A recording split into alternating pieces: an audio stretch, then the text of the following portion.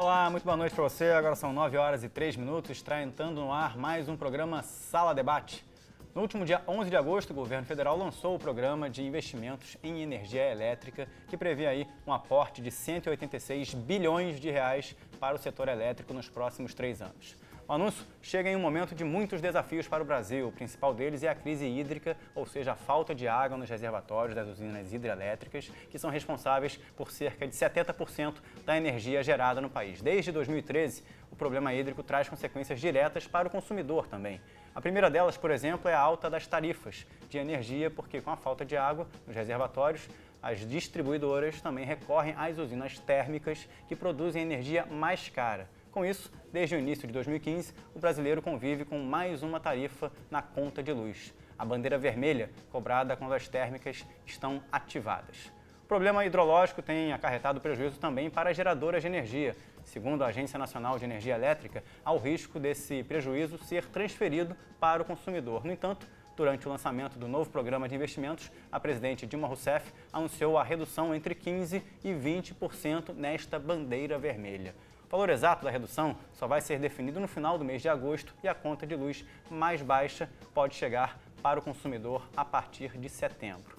Segundo alguns especialistas, os problemas no setor elétrico vão muito além da crise hídrica. É preciso uma reforma estrutural com investimentos nas áreas de geração e também de transmissão de energia, priorizando fontes limpas, fontes renováveis para garantir a universalização do abastecimento. Este e outros assuntos em pauta agora no Sala Debate. Fique com a gente. Para este debate, nós convidamos o Nivaldo de Castro, ele que é coordenador do Grupo de Estudos do Setor Elétrico do Instituto de Economia da Universidade Federal do Rio de Janeiro, e o João Carlos Melo, ele que é consultor-presidente da Timos Energia. Conosco também participarão deste debate o Romeu Donizete Rufino, ele que é diretor-geral da ANEEL, Agência Nacional de Energia Elétrica, e também o Roberto Lamberts, que participará pelo Skype direto de Santa Catarina, também como professor da Federal de Santa Catarina. Nivaldo, boa noite, muito obrigado pela presença no nosso programa, tudo bem? Eu que agradeço, é muito importante estar aqui presente para discutir um tema tão relevante, estratégico, que bate no bolso de todos os brasileiros, né? Prazer é nosso. João, boa noite, tudo bem? Muito obrigado pela presença. Com certeza, prazer estar contigo aqui, de debater energia, que é um foco que está esse ano em alta.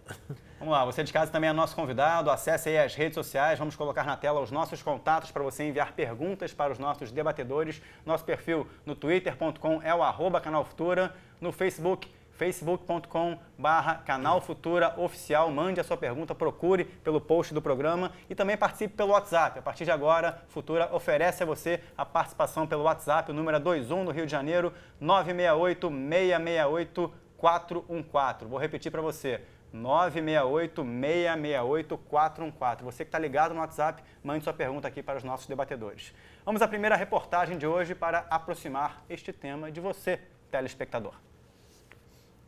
Em 2013, a Agência Nacional de Energia Elétrica lançou em caráter experimental o sistema de bandeiras tarifárias, que apresenta aos brasileiros o custo real da geração de energia elétrica.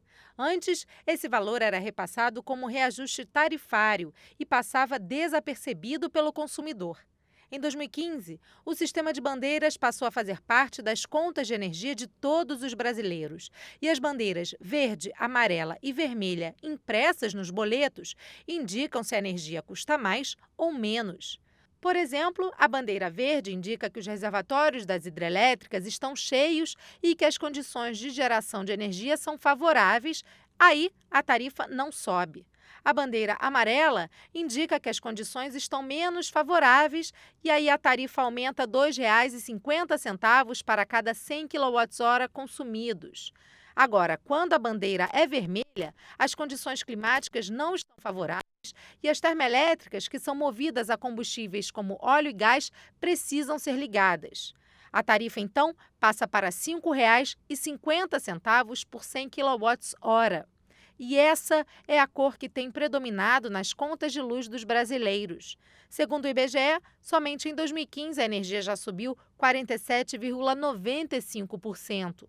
No entanto, as medidas anunciadas pelo governo no início do mês de agosto podem significar o começo de um ciclo de redução das tarifas, como o desligamento de 21 usinas termoelétricas, o que representa uma economia de 5,5 bilhões de reais. Isso vai permitir uma redução no custo da bandeira vermelha que a ANEEL irá estabelecer e que se calcula que terá uma referência entre torno de 15% a 20% de redução na bandeira. A Agência Nacional de Energia Elétrica propôs que a bandeira passe dos atuais R$ 5,50 para R$ 4,50, o que representa uma redução de 18%. A intenção é que o novo valor para a bandeira vermelha passe a valer a partir do dia 1º de setembro. Muito bem, Nivaldo, esse é um assunto complexo, né? O consumidor está aí envolvido com a conta de luz, querendo entender um pouco melhor como esses cálculos são feitos, e o país atravessa aí um novo momento de investimento em que a gente vai poder debater aqui no programa de hoje, não só estrutura, mas também planejamento. Vou começar com uma simples pergunta, no seu ponto de vista, em que pé está o planejamento energético de um país como o Brasil, olhando aí para a última década e o que está acontecendo hoje? O planejamento vem, de certa maneira, cumprindo os objetivos que é permitir um equilíbrio dinâmico entre oferta e demanda. O planejamento justamente busca isso, né? Estimar o crescimento da demanda de energia elétrica de uma sociedade emergente como a nossa, em desenvolvimento, né, que ainda tem uma heterogeneidade estrutural, né, da sociedade muito grande, distribuição de renda muito desigual, e qualquer movimento provoca aumento ou diminuição da demanda de energia elétrica. Esse é o primeiro desafio. O outro é planejar a oferta, né? E esse planejamento vem sendo feito, e o que é importante é que nós temos um mecanismo, que inclusive está sendo copiado por outros países do mundo, que é o mecanismo de leilão, né? Eu estimo o crescimento da demanda, ver quanto que vai precisar de oferta, né, de mais ampliação da capacidade instalada de geração, de transmissão, e aí são feitos leilões, né? Talvez o único equívoco é priorizar muito no leilão a questão do preço de uma tarifa aparentemente mais barata e sem levar em consideração outras variáveis como uma composição ótima da matriz no médio e longo prazo, que nós chamamos de matriz estratégica, que tecnicamente a junção de diferentes fontes eólica, solar, termoelétrica do tipo gás natural, carvão, GNL, hidrelétrica grande, pequena, média, sem reservatório e tal, você poderia fazer um planejamento da oferta, não só priorizando a questão do preço nos leilões. Agora, João, esse ponto que o Nivaldo trouxe, que é ser um dos critérios para se ter uma noção mais exata de como esse planejamento poderia ser feito a médio prazo, o preço não ser exatamente o único critério a ser levado em conta, até que ponto isso foi comprometedor nos últimos anos, porque foi um critério bem discutido e quase que balizador de muito da política energética do país, né? Sim, os leilões eles têm por base a modicidade tarifária, que como nome, como tema, é muito válido, legítimo, né? Só que como o futuro é incerto, eu tenho que medir futuro, como é que vão estar as condições da hidrologia no futuro, e eu faço isso de uma forma que me dá um balizador para comparar térmicas, hidrelétricas, eólicas. Eu faço isso de uma forma que não priorizou a segurança. Tem uma componente faltando, que é a segurança, para que você possa dizer aquele projeto é tão bom que tem preço bom e traz segurança para o sistema, tá? Então, o nosso planejador, a EP, tem feito um trabalho muito bom, bem feito, produzido anualmente os planos decenais, mas a crítica que a gente tem feito é que o resultado do leilão está deslocado do que se pensa o planejador. Então, seria melhor que se faça mais sincronia entre o que se pensa, e o planejador com certeza imagina segurança, tudo isso que a gente está falando, e o resultado objetivo da vida real, que é o leilão, que não dá o que a gente espera. Então, a gente tinha que encontrar uma fórmula, que não é uma fórmula mágica, mas existe literatura e conceitos para isso, em que a gente possa ponderar os dois casos de preço atrativo com segurança. Passando agora um pouquinho para o lado do consumidor, Nivaldo, de que maneira a gente pode tentar traduzir melhor essas bandeiras tarifárias? O consumidor está aqui fazendo perguntas, o João Ramos, a conta de luz pesou bastante, João, falando pelo Facebook, obrigado para mim nesses últimos meses, após a bandeira vermelha, gostaria de saber por que não se investe mais em energias renováveis como solar e eólica. É claro que o debate sobre fontes alternativas de energia, sobre investimento em energia do sol e dos ventos vem sempre à tona. Mas queria que você explicasse um pouco melhor a complexidade desse tipo de investimento para o nosso telespectador João Ramos. Por um lado é o seguinte, quer dizer, a bandeira tarifária, na realidade, ela é uma sobretaxa, né?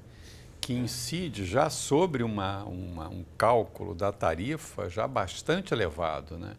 A bandeira é simplesmente um sinal de preço que está sendo dado para a sociedade de que a energia está mais cara, porque no passado, sem a bandeira, as tarifas eram aumentadas somente uma vez por ano, né? E você fazia algumas estimativas com relação ao comportamento de algumas variáveis. Vai chover muito no ano que vem, então a tarifa vai ser baixa. Aí eu amarrava, fixava a tarifa, mas no meio do ano não chovia, tinha que acionar a termoelétrica, a distribuidora adiantava o pagamento dessas termoelétricas e o consumidor não via isso. Não está chovendo, mas a tarifa está barata. Então, a bandeira tarifária, na realidade, é um instrumento muito inteligente, muito sensível para indicar ao consumidor um sinal de preço. Olha, a bandeira tarifária está indicando que você tem que...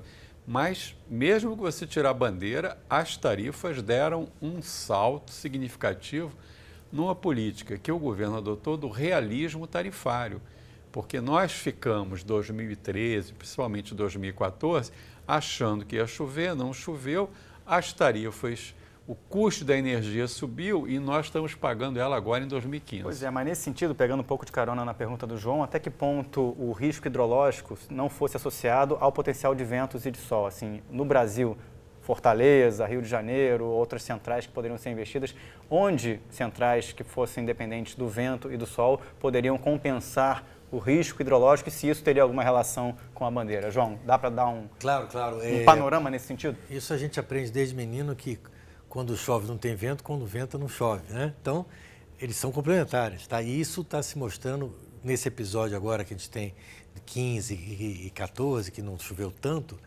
a qualidade da produção das eólicas está imensa, é assim, quase que inacreditável. A gente usa um número chamado porcentagem da produção, né? Que é o chamado fator de capacidade. E está coisas de 60% a 70%, que é coisas inimagináveis até então. Por quê? Mas a gente está numa situação hídrica não tão favorável, então aquela lógica do menino chover e vento. Agora, de qualquer forma, isso é conjuntural, né? A gente tem que imaginar uma coisa mais estrutural, para a gente não sofrer esses sobressaltos em momentos em que a gente tem crise, né?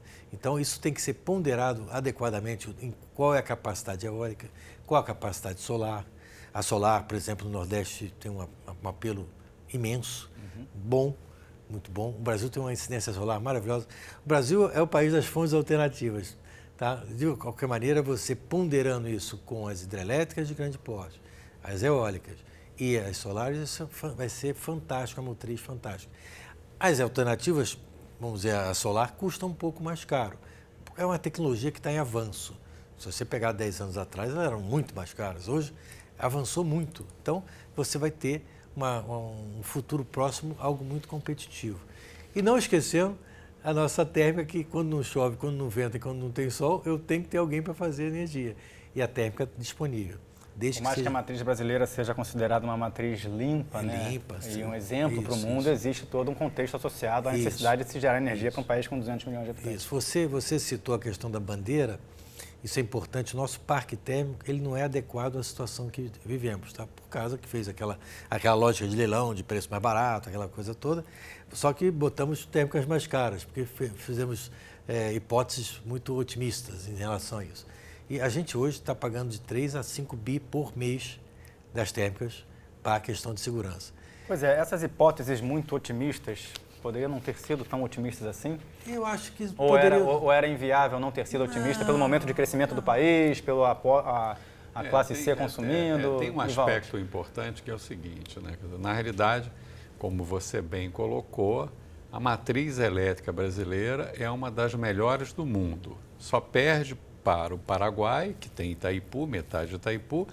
E como Itaipu representa proporcionalmente ao Paraguai do que representa ao Brasil. Justamente. E a Noruega, que é um país, né, de 3, 4 milhões de habitantes, mas tem uma matriz melhor do que a brasileira. Então, a matriz elétrica brasileira é uma das melhores do mundo e a sua predominância é hidrelétrica, né?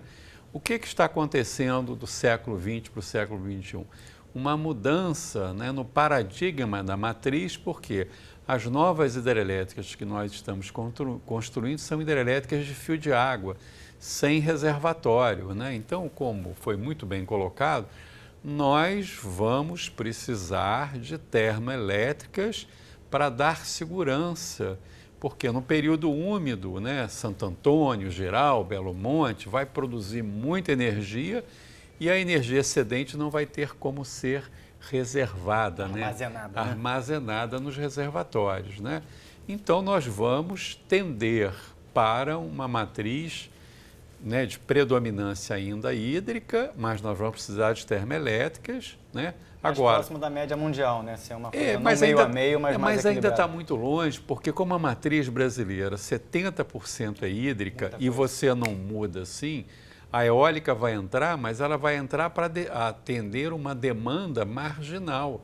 Então, essa demanda marginal, até crescer, né, a hidrelétrica vai continuar sendo. Agora, eólica é intermitente, pode não ventar.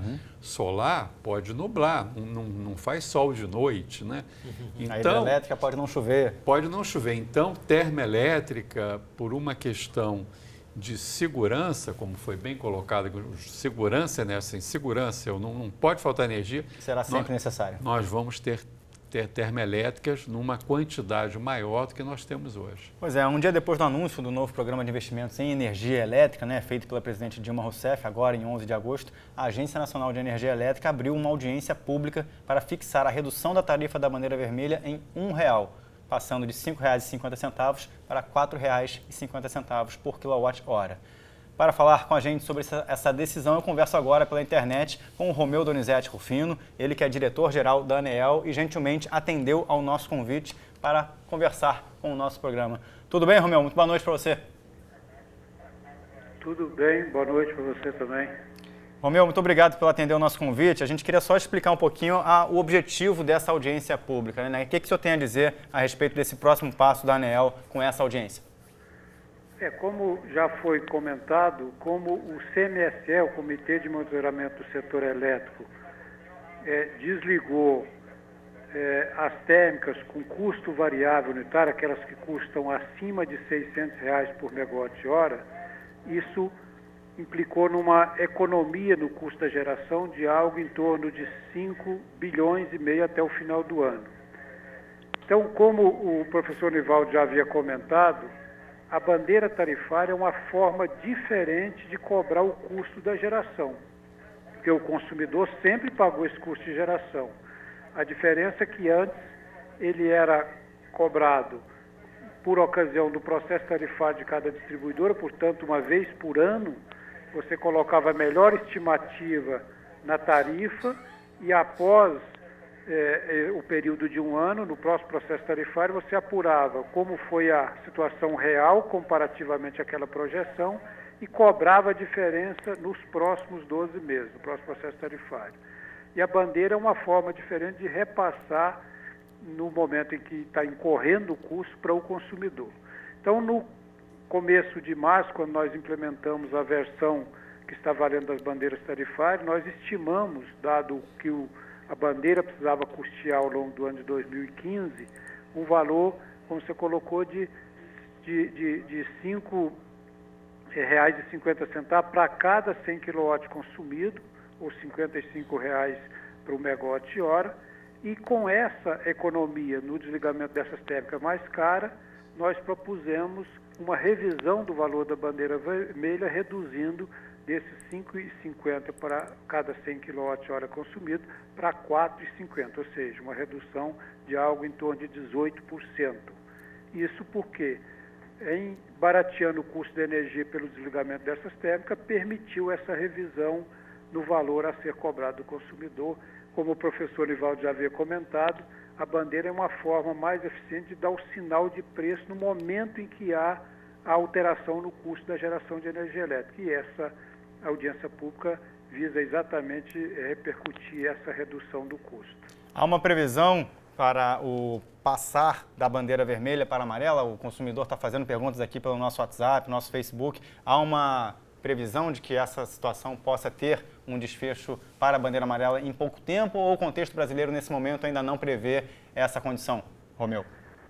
Não, é porque como a bandeira tem as duas características, né? Tem as diversas cores da bandeira, a verde, amarela e vermelha. Como no processo tarifário nós colocamos o valor da bandeira verde. E se o regime hidrológico for intermediário, bandeira amarela. Se for ruim, bandeira vermelha.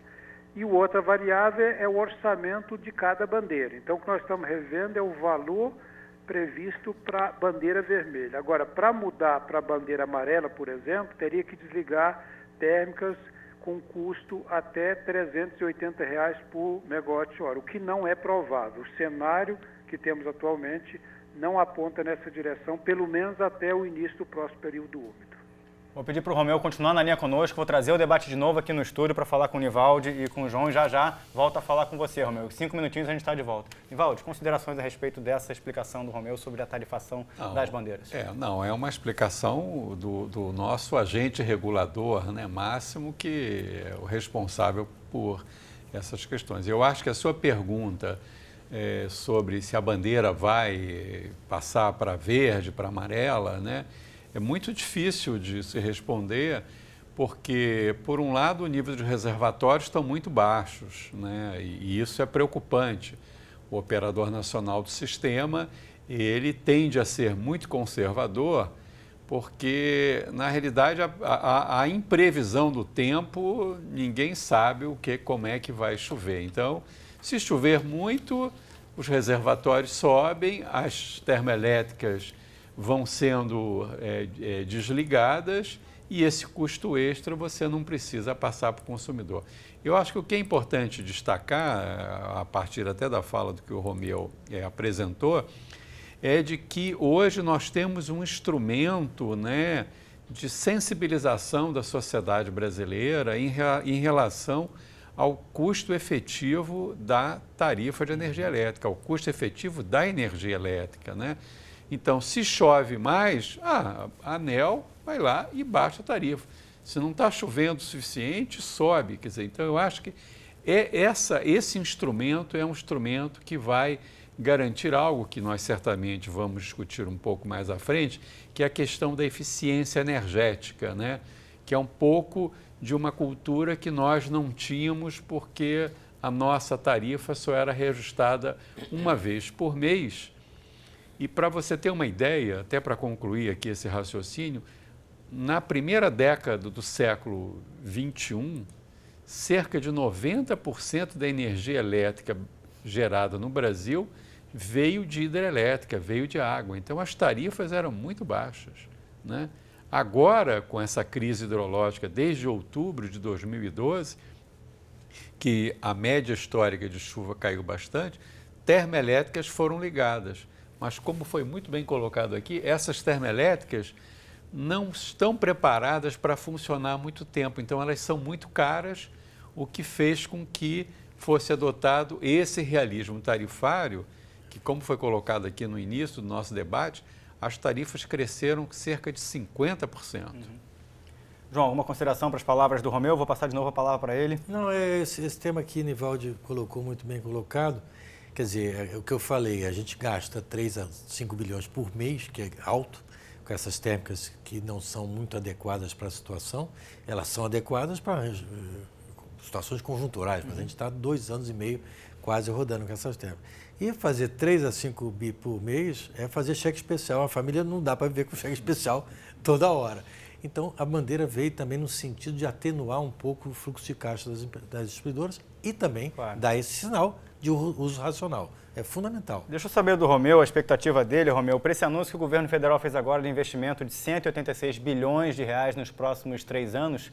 O que o senhor tem a dizer sobre os investimentos em pequenas centrais hidrelétricas para a eficiência energética dessas centrais já instaladas e não de grandes obras que estão por aí, Romeu? Não, o governo tem feito um grande esforço no sentido de viabilizar todas essas fontes que são todas bem-vindas para compor a nossa matriz energética. Inclusive, as denominadas pequenas centrais hidrelétricas, PCHs, colocando inclusive preço mais realista, no meu modo de ver, e melhorando, portanto, as condições para que essas fontes possam ser competitivas nos diversos leilões. Tanto a eólica, que já é uma realidade importante na nossa matriz, e agora também a solar. O último processo que nós, do leilão, né, que nós aprovamos o edital, tem realmente um preço também para solar muito competitivo. Então, eu acho que o governo está investindo muito nessas diversas fontes, sem nunca deixar de considerar a importância da nossa vocação de usinas hidrelétricas. Como explicou o professor Nivaldi, é claro que hoje não conseguimos construir usina com o nível de armazenamento que construímos no passado. Então, essa expansão, mesmo com geração hidrelétrica, tem a necessidade, sem dúvida nenhuma, de ter essa complementariedade das demais fontes, especialmente da termoelétrica, para dar segurança. Agora, o que nós temos feito um grande esforço é para buscar alternativa de geração de termoelétrica com custo mais baixo, porque realmente esse impacto no nível que nós temos tido na tarifa é fundamentalmente em função da necessidade de ligar as térmicas, e térmicas com custo unitário muito alto. Então, eu acho que a viabilização de diversas outras fontes, inclusive a térmica, para dessa segurança que foi comentada, está contemplada nesse plano que foi anunciado. Romeu, para finalizar a sua participação, já agradecendo a sua participação, o que o consumidor pode esperar para esse triênio até 2018? Ele que está aí sofrendo com o bolso, com o aumento, com as tarifas na conta de luz. Qual é a sua perspectiva para esse próximo triênio, pensando no bolso do consumidor? A minha expectativa é que, de fato, a tarifa não dá para não reconhecer que estamos praticando tarifas que está muito acima do que seria razoável esperar, e o consumidor, de fato, tem toda a razão de estar reclamando da tarifa alta. Agora, o que em grande medida está impactando o valor da tarifa é o custo da geração, pelas razões já explicadas. Então, a expectativa é que, com a expansão da matriz, com custo mais baixo do que nós temos, as térmicas hoje estão ligadas, e uma perspectiva de uma melhoria do nível de armazenamento, portanto, do regime hidrológico, e participando mais com a geração hidrelétrica, e essas novas fontes estão sendo licitadas, é uma perspectiva de que a tarifa deve ter uma tendência de queda já a partir do ano que vem. Até porque esse ano, tirando a revisão extraordinária que nós fizemos no começo do ano, especialmente para repassar o custo do encargo setorial, no caso a CDE, e também a energia de Itaipu, que teve o risco hidrológico do ano passado, que foi incorporado, a expectativa, e também incluímos esse ano nos processos ordinários a conta CR, que foi aquele empréstimo que foi contraído do ano passado. Então, a partir do ano que vem, não tem, eu diria, nenhum elemento novo, porque a bandeira hoje já dá o sinal de preço correto, que vai pressionar a tarifa. Então, se tivermos um regime hidrológico favorável, a tendência é de uma redução do valor da tarifa. É isso que se espera. Romeu Donizete Rufino, diretor-geral da Agência Nacional de Energia Elétrica, falando diretamente de Brasília. Muito obrigado pela participação do senhor no programa Sala Debate de hoje. Até uma próxima oportunidade. Obrigado a você, Zé Brito, e até a próxima oportunidade.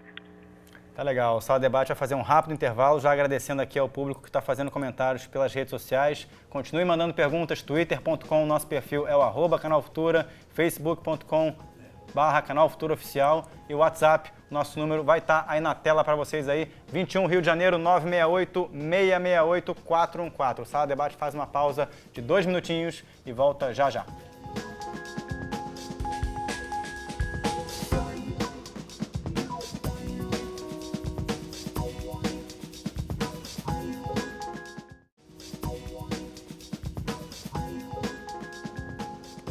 Muito bem, estamos de volta com o Sala Debate esta noite, falando sobre planejamento energético e o custo da energia no bolso do consumidor. Conosco aqui no estúdio está o Nivaldi Castro, ele que é coordenador do Grupo de Estudos do Setor Elétrico do Instituto de Economia da Universidade Federal do Rio de Janeiro, e o João Carlos Melo, ele que é consultor e presidente da Timos Energia. Vamos rodar agora nesse bloco, antes de convidar a participação dos nossos internautas, uma enquete que nossa equipe fez nas ruas sobre as bandeiras tarifárias. Vamos ver se o público está compreendendo de fato o que isso representa. Você recebeu bandeira vermelha ou amarela na sua conta de luz esse ano? Bem, bandeira vermelha, nos 2 últimos meses. Quanto que isso representou de aumento?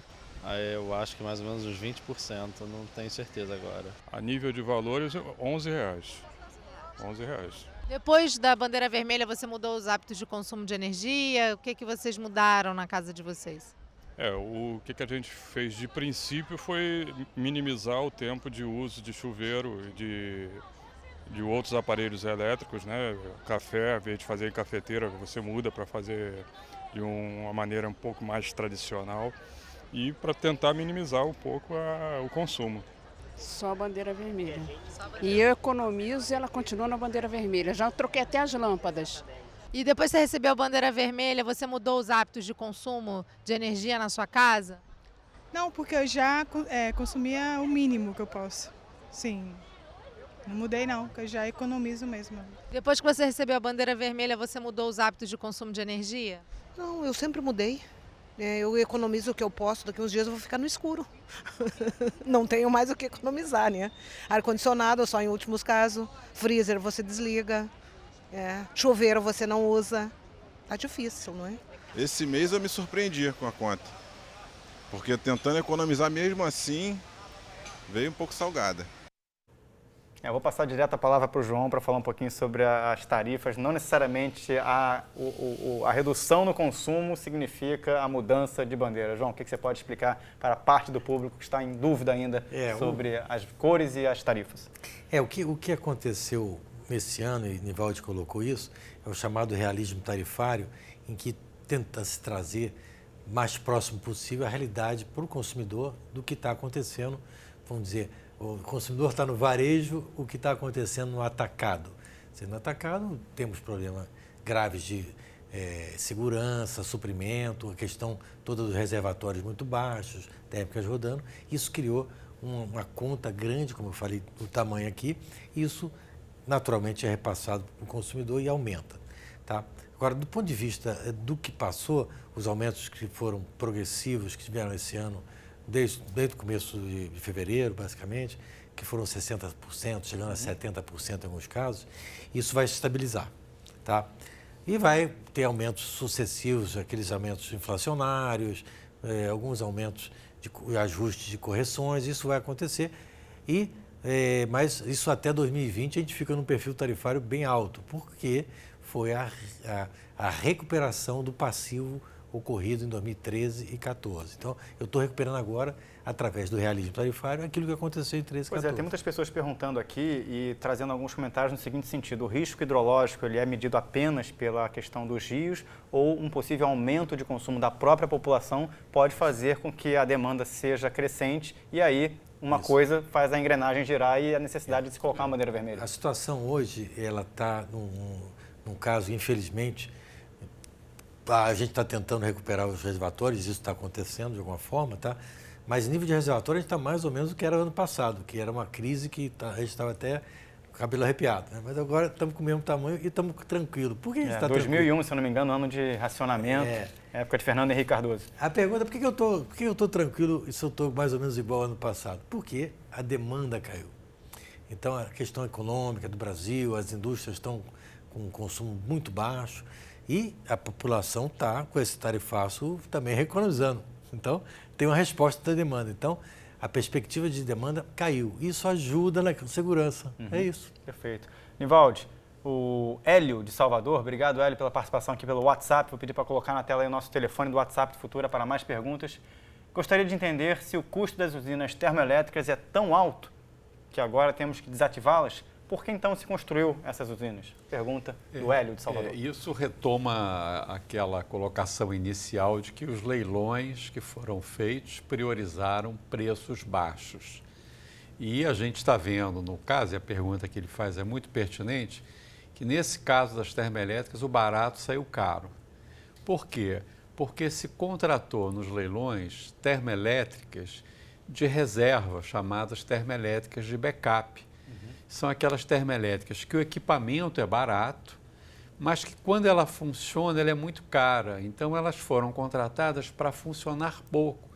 Pelos modelos matemáticos de simulação, se vai chover, não vai chover, quanto é que eu vou precisar de termoelétrica, né? Então, esses modelos foram relativamente otimistas, né? E o leilão priorizou comprar termoelétrica, que o equipamento era barato, mas como o Romeu bem colocou, o custo variável unitário, ou seja, ela quando entra em funcionamento, ela é muito cara. Vou dar um exemplo. Uma termoelétrica diesel. O equipamento é barato, mas o diesel é muito caro, a operação, a manutenção é muito cara. Uma termoelétrica que ela é barata para o consumidor é uma a gás ciclo combinado, mas ela é muito cara o equipamento, mas ela funciona a um custo variável baixo quando ela funciona há muito tempo. Então, o modelo, na hora do leilão, ele não contratou esse tipo de termoelétrica para funcionar há muito tempo. Ele contratou aquele gerador que normalmente em grandes eventos, hotéis, hospitais, tem lá um gerador ali do lado. Pontual. Faltou luz 1 minuto, 2, funciona. Se for para funcionar o mês todo, o ano todo, ninguém agora, consegue. O que o Estado brasileiro aprendeu com essa experiência, podendo fazer um planejamento agora, não só para esse triênio até 2018, mas para a próxima década? Que é a questão da mudança do paradigma da matriz elétrica brasileira, que nós vamos precisar mais termoelétrica para, como o João bem colocou, garantir a segurança para a eólica, para a solar e, acima de tudo, para a hidrelétrica. Vamos lá, o WhatsApp aqui pergunta do Pablo Gonçalves, de Conselheiro Lafayette. João, diversos parques eólicos instalados, mas sem a conclusão para a transmissão. Que investimento era esse, necessariamente, de fato, para o país? O que ocorreu, né, nesse tema, as eólicas, eu vou usar uma terminologia, deram um show de bola ultimamente. Saíram de preços muito altos para preços muito atrativos, competitivos com as hidrelétricas, que sempre foi o nosso sonho de consumo. Então, as eólicas são ótimas. Só que eu preciso da transmissão para que eu transferir essa produção para o consumidor. Tá? E aí houve uma falta de sincronia no comissionamento ou na construção das linhas com as eólicas. Então, isso é um pouco de aprendizado que eu acho que é buscar prazos e tempos adequados para que entre o projeto de geração e entre também a transmissão. Acho que fomos otimistas nos prazos da transmissão e ela não chegou a tempo. Então, a eólica como eu falei, show de bola. Não devemos sair dela, não. Tá? O que precisamos é realidade no projeto. Até porque a ONU, né, a Organização das Nações Unidas, quer dobrar o uso de energia renovável no mundo até 2030. Né? Nesse sentido, o Brasil está em que patamar dessa proporção? O Brasil é o campeão. O Brasil não precisa se preocupar com isso. Quer dizer, problema de matriz elétrica, do ponto de vista ambiental, nós somos exemplo para o mundo. Então, esse problema que a ONU coloca é para os outros países, é para os países desenvolvidos. Entendi. Né, tem uma matriz baseada muito na energia nuclear. Na realidade é o inverso, né? A matriz elétrica brasileira renovável é quase 90%. No mundo, a matriz não renovável é 90%. Quer dizer, o mundo está de cabeça para baixo em relação ao Brasil. Então, essas questões de meio ambiente e tal, para o setor elétrico, não há com que se preocupar. O que nós temos que se preocupar é que nós vamos precisar de termoelétricas para garantir o suprimento de energia elétrica frente a essas instabilidades características dessas fontes renováveis. Você citou, Nivaldo, as questões de meio ambiente, o exemplo do Brasil para o mundo, mas aqui também já se discute a necessidade de grandes obras. Né? A gente fala da transposição de São Francisco, conversávamos agora há pouco antes do programa entrar no ar sobre Santo Antônio, Giral, Belo Monte. Já existe muito do debate, não exatamente sobre eficiência energética e a matriz limpa, considerada uma matriz oriunda da água, mas os impactos de grandes obras como essas. Haveria alternativas nos últimos anos para outras opções ou essas eram as alternativas viáveis? A maioria dos países do mundo, principalmente os países desenvolvidos, procuraram utilizar o seu potencial hidrelétrico no limite. O Brasil tem um potencial hidrelétrico e a hidroeletricidade é a fonte mais limpa, renovável, barata e sustentável que existe no planeta Terra. Quer dizer, o Brasil tem quase que a obrigação de utilizar, de aproveitar esse potencial hidrelétrico, obviamente, e com base na Constituição Brasileira de 1988, com uma política ambiental, uma legislação ambiental das mais rigorosas do mundo. Quer dizer, então o Brasil não pode, a sociedade brasileira, nós não podemos abrir mão desta riqueza para as próximas gerações, dada essas características que essa fonte da hidrelétrica tem em relação às outras fontes. Muito bem, vamos trazer agora mais um convidado para o nosso debate. Conversaremos com o Roberto Lambertz, ele que é professor da Universidade Federal de Santa Catarina e conversa conosco agora pela internet, direto de Florianópolis. Roberto, muito boa noite para você, tudo bem? Boa noite, tudo. Obrigado pela participação no programa de hoje. Roberto, como é que você prevê aí o desafio do governo federal com esse investimento gigantesco de 186 bilhões de reais nos próximos 3 anos no setor energético, prevendo aí também uma questão de construção, transmissão de energia? Como é que você analisa o que está vindo por aí com base em tudo que já aconteceu na última década? Eu acho que isso são boas notícias, né? O que eu acho que a gente talvez dentro do debate pudesse voltar um pouquinho atrás foram os equívocos que a gente viu ano passado, né? Eu acho que a gente presenciou uma crise de energia bastante grave e perdeu a chance de usar uma ferramenta extremamente potente que seria a eficiência energética e o uso racional de energia, né? Então, o que a gente viu, por exemplo, durante a última crise que a gente teve em 2001, que foi relembrada há pouco aí no programa, foi uma gestão um pouco mais agressiva da crise, abrindo que ela existia e convidando o povo, inclusive até obrigando o povo a uma economia, e o custo disso certamente foi um custo muito mais suave do que a forma de gestão que a gente viu ano passado, onde a gente está pagando a conta esse ano e poderia ter pago uma conta bem mais barata. O Roberto cita aí o fato de, em junho de 2001, no segundo mandato do presidente Fernando Henrique Cardoso, né, entre 99 e 2002, o governo federal, naquela época, implantou o rigoroso programa de racionamento para evitar um colapso aí na oferta de energia elétrica em grande parte do território nacional. Segundo a opinião que foi dada agora pela internet, eu já vou voltar a conversar com você, Roberto, mas queria saber aqui do João se existiu a possibilidade de, nos anos de 2012 e 2013, o alerta ter sido mais rigoroso ou não, João, no seu ponto de vista?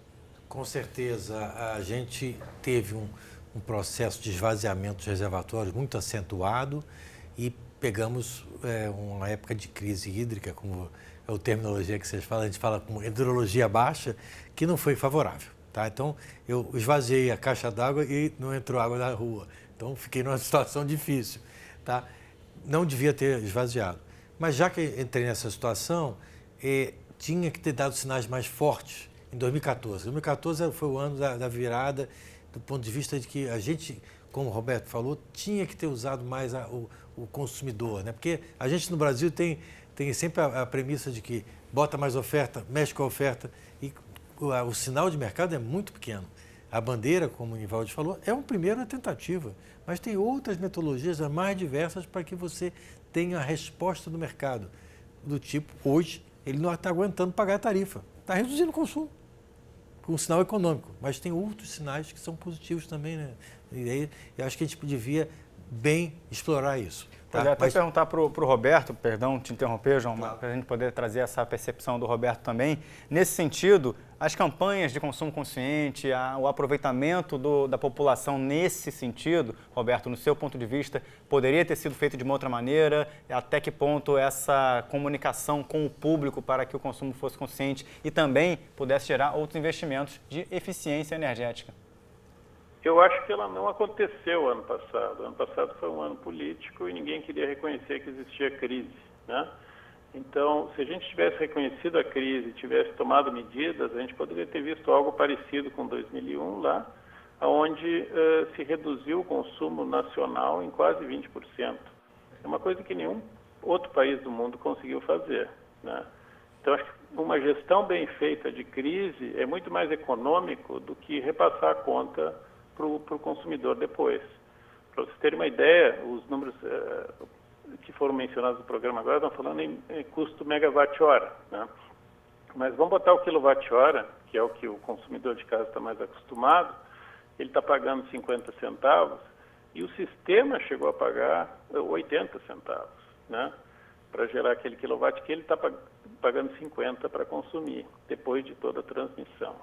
né? Então era muito, muito mais barato a gente economizar, e esse sinal devia ter sido passado o ano passado, né? Agora estamos no momento de resolver os problemas e pagar as contas. Eu vou passar a palavra para o Nivaldi aqui, Roberto, mas antes fazer só uma pergunta para você que chegou agora pelo WhatsApp da Adriana Mendes, né? Eu acho que muito no sentido do que vocês estão falando. Essa crise hidrelétrica teria sido causada pelo grande incentivo dado no ano anterior, quando tiveram descontos nas contas de luz? Dá para se fazer uma relação entre desconto na conta de luz, aumento de consumo e crise? Bem, são as duas coisas juntas, né? Eu acho que a medida 579, que acabou dando aquele redução de 20% na tarifa, foi extremamente equivocada e foi ainda infeliz quando houve a crise hídrica conjugada com ela, né? Então, são as duas coisas juntas. Mas a gente tem que reagir a uma crise não escondendo ela e sim gerenciando bem ela. E eficiência energética é uma delas, e eu digo que a gente está fazendo muito pouco em termos de eficiência energética nas nossas casas, nos nossos edifícios e dos nossos equipamentos. Vou pedir para o Roberto continuar conosco na internet aí, que já eu volto à comunicação com você. Nivaldi, o que você tem a dizer sobre essas últimas reflexões do debate? Eu só queria discordar assim, do professor, que eu acho que está havendo uma confusão entre política de eficiência energética, instrumentos de eficiência energética e racionamento, né? O que houve em 2001 foi um racionamento compulsório, 20%. Quem consumia acima corria o risco de ficar sem luz, né? E teve um custo de redução da atividade econômica do país como um todo de quase 2,5% de PIB que o Brasil perdeu, né? Então, querer adotar isso em 2014...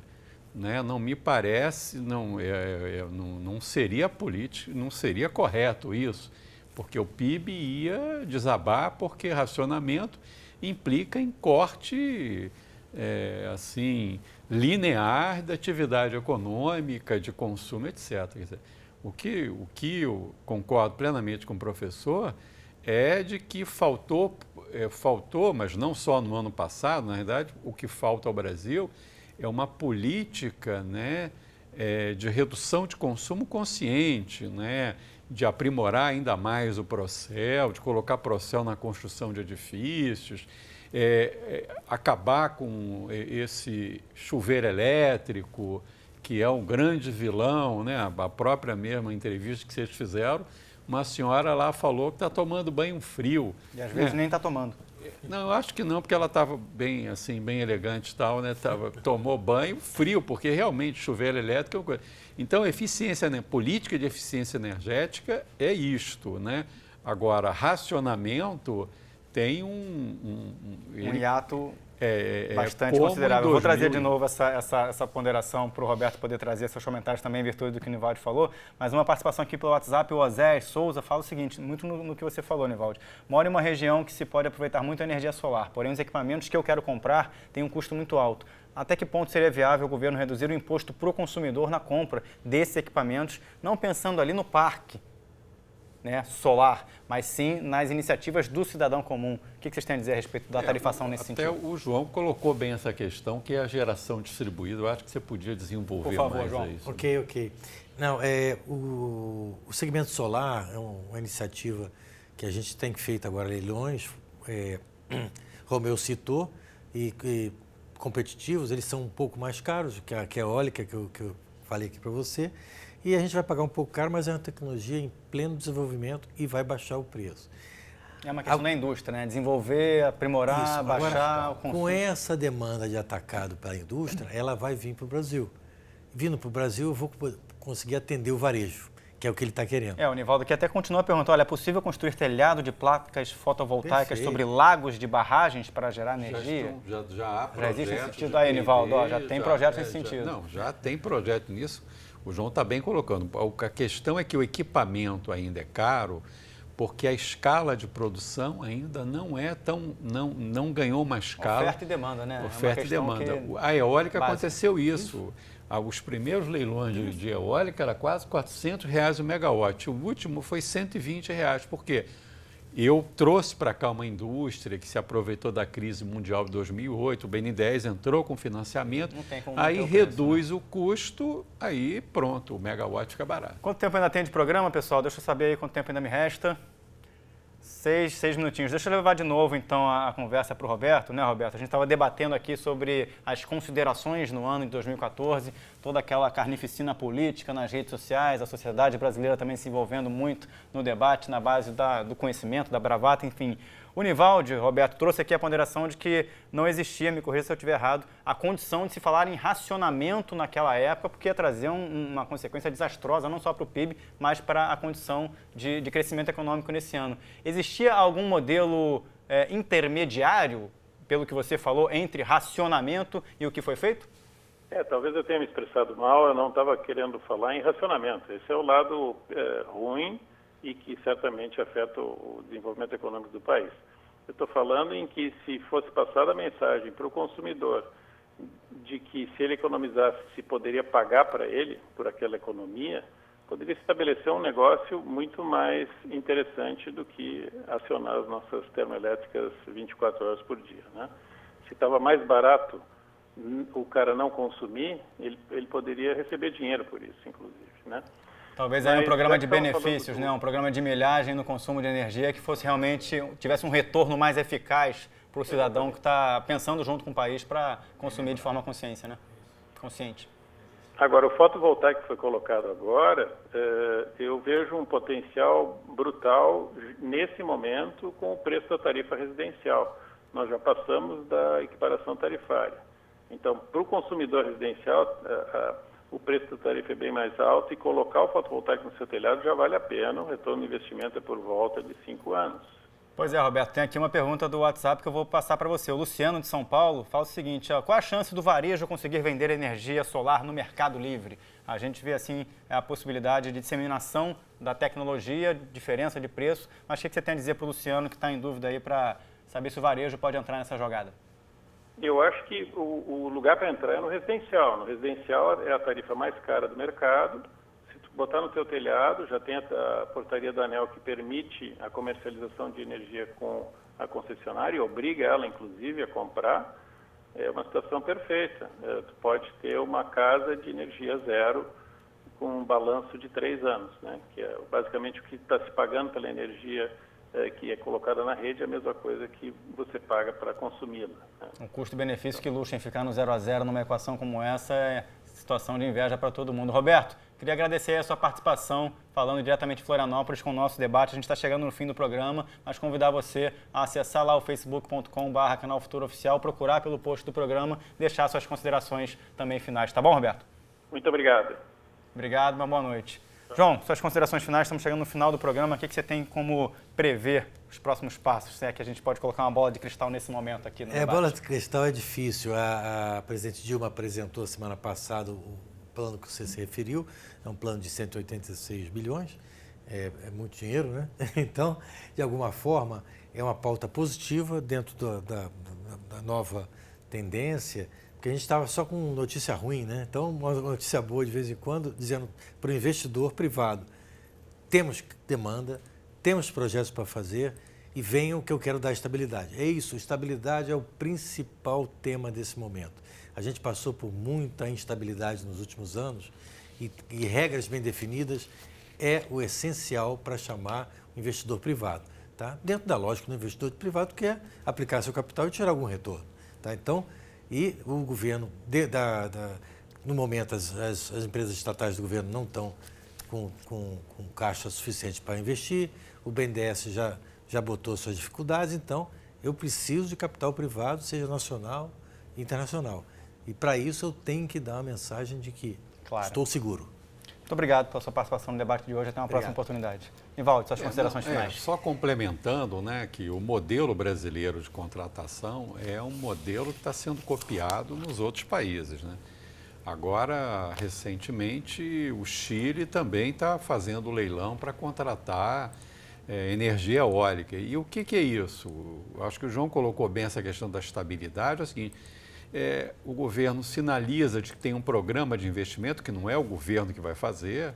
O que o governo está falando é o seguinte: olha, eu estou aqui, né? Fiz o meu planejamento, a demanda vai crescer, vamos precisar de oferta X, então calculou mais ou menos quanto de investimento vai precisar para novas plantas, né, de geração de energia de diferentes tipos e linhas de transmissão, né? E quem ganha um contrato, né, quem ganha um leilão, né, ganha um contrato de 20, 30 anos com preço indexado, ou seja, a possibilidade de restabelecer o equilíbrio do setor elétrico, ela é tranquila.